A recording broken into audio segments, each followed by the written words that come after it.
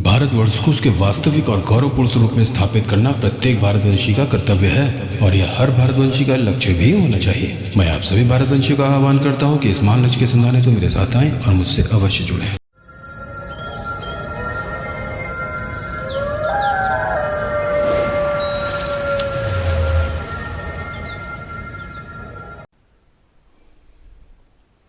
आप सभी को मेरा प्रणाम, कृपया स्वीकार करें।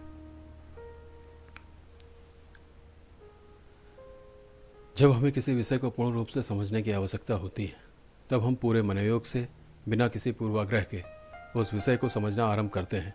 हम अपनी दृष्टि, अपनी अंतर्दृष्टि केवल ग्रहण करने पर केंद्रित करते हैं। हम एक दिशा में अग्रसर होते हैं, एक यात्रा का प्रारंभ करते हैं। जब इस यात्रा का अंत होता है, तब हम पूरी यात्रा को जांचते हैं, आंकते हैं। परंतु जब हम किसी पूर्वाग्रह से भरे होते हैं, तब हम उन शब्दों को अपने कानों से सुनते तो हैं, आंखों से देखते तो अवश्य हैं, किंतु उन शब्दों को अपने भीतर प्रवेश नहीं करने देते, उन पर कार्य नहीं करने देते। हमारे पूर्वाग्रह उन शब्दों के अर्थ, भाव, उद्देश्य, उन सभी को रोकने में ही प्रयासरत हो जाते हैं और सब कुछ व्यर्थ हो जाता है। कोई विषय, कोई घटना, उनके कारण, सभी कुछ अनुत्तरित ही रह जाता है और उत्तर के अभाव में हम उन विषयों के पार अर्थात आगे की यात्रा का आरंभ ही नहीं कर पाते, बस उसके एक छोर पर ही उलझ कर रह जाते हैं। आज संपूर्ण भारतवर्ष एक झंझावात, एक ऐसे चक्रवात की स्थिति में है जहां सब कुछ उथल पुथल प्रतीत हो रहा है। संपूर्ण राष्ट्र ही नहीं, हमारा समाज ही नहीं, अपितु प्रत्येक व्यक्ति की मनस्थिति भी इससे अछूती नहीं है। एक ऐसी परिस्थिति का निर्माण हो रहा है जहां कोई भी व्यक्ति पूर्ण रूप से व्यक्तिगत नहीं रह सकता। हम सभी अपने अपने स्तर पर अपनी अपनी भूमिका खोज रहे हैं। ऐसा प्रतीत हो रहा है कोई भी इन बदली हुई परिस्थितियों में भाग लिए हुए बिना नहीं रह सकता।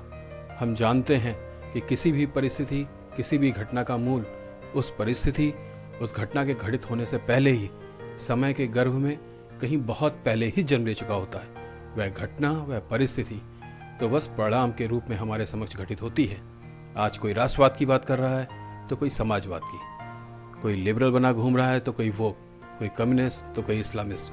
हर तरफ घमासान मचा हुआ है। मोदी सबके विकास की बात कर रहे हैं तो वैसी मोदी के पहाड़ों में जाने के बाद की बात कर रहे हैं। कहीं धर्म संसद हो रही है तो कहीं शरीयत की बात हो रही है और कहीं इन सब घटनाओं के बीच चर्च ने अपने हालेलुया का जाल बिछा रखा है। हमारे लेफ्टिनेंट जनरल सैयद अता हसनैन एक कमजोर और डिवाइडेड पाकिस्तान को देखना और बनाना चाहते हैं, तो वहीं एक सांसद सिद्धू उसी पाकिस्तान के सेनाध्यक्ष को गले लगाते हैं, पाकिस्तान के प्रधानमंत्री को बड़ा भाई बताते हैं। जहां एक और ममता बनर्जी के शासन में सैकड़ों महिलाओं का बलात्कार होता है, लोगों के घरों को जलाया जाता है और उनके घरों से उनको पलायन करने के लिए मजबूर भी किया जाता है। वहीं दूसरी ओर रोहिंग्याओं को बसाने का षड्यंत्र भी किया जा रहा है। जहां एक और हमारे मोहम्मद आरिफ साहब शिव मंदिर में दूध चढ़ाते हैं और कहते हैं कि जो भारत का भविष्य है, इस राष्ट्र का भविष्य है, वही भारत के हर नागरिक का भी भविष्य है, तो वहीं दूसरी ओर भारत तेरे टुकड़े होंगे इंशाल्लाह इंशाल्लाह के नारे ही नहीं लगाए जाते, बल्कि इसका समर्थन करने वाले व्यक्ति को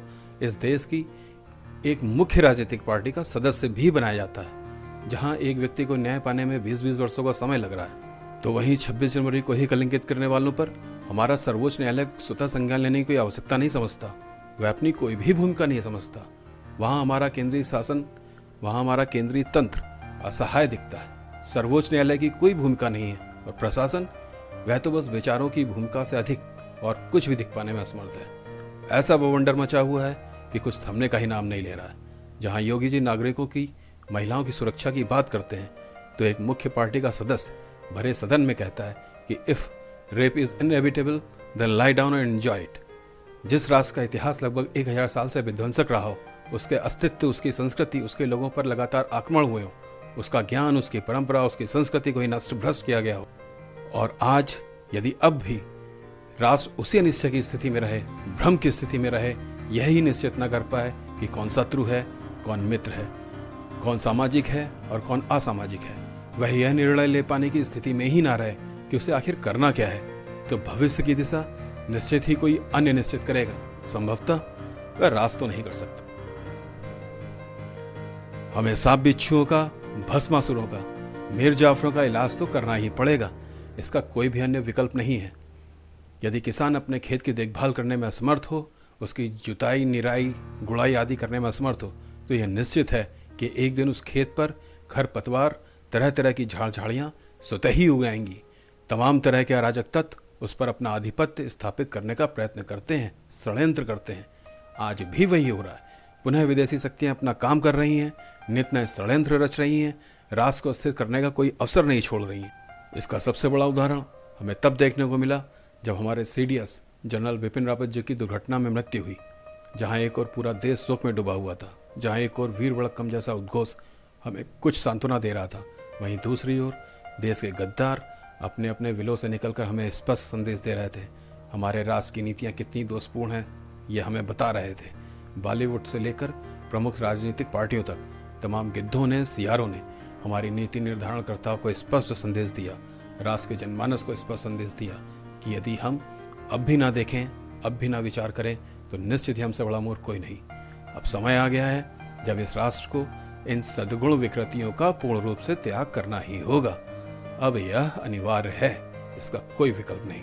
हमारे पास अब इतना अधिक समय शेष नहीं रहा कि अब हम इस अनिर्णय की स्थिति में बने रहें। हमें इस प्रश्न का उत्तर निश्चित ही खोजना होगा कि कैसे तुर्क, अरब, ईरान और यूरोप की संस्कृतियों ने हमारे साम्राज्य पे, हमारे राष्ट्र पर आक्रमण किए, हमारी भूमि पर, हमारे लोगों पर आक्रमण किए। आखिर क्या कारण थे जिससे वे ऐसा करने में सफल रहे, और वो कौन कौन से कारण थे जिसके परिणाम स्वरूप हमारे पूर्वज उनको पूर्ण रूप से ऐसा करने से रोक सके, और वे कौन कौन से आधार थे जिनके बल पर हमारे पूर्वजों ने उन आक्रमणकारियों को परास्त किया, उनका विध्वंस भी किया। हम बार बार गिरते रहे, बार बार उठते रहे, परंतु आज भी उन षड्यंत्रों से पूरी तरह से मुक्त नहीं हो सके। उस औपनिवेशिक काल से आज स्वतंत्रता के 70 वर्षों बाद भी पूर्ण रूप से मुक्त नहीं हो सके हैं। ऐसे कौन कौन से कारण हैं जिन्होंने हमारा चरित्र ही नहीं, व्यक्तित्व तक बदल कर रख दिया।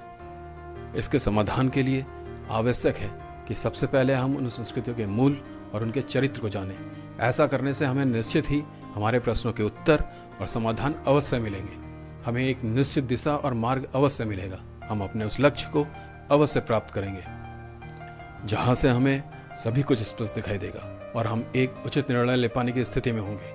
मैं आप सभी से अनुरोध करता हूं कि आइए हम सब मिलकर इस यात्रा का शुभारंभ करें, क्योंकि अब सुधारों का समय शेष नहीं रह गया है, परिवर्तन का समय अब शेष नहीं रह गया। अब समय क्रांति का आ गया है, संपूर्ण भारतवर्ष में क्रांति का समय, और यह क्रांति सर्वप्रथम हमारे भीतर होनी आवश्यक है।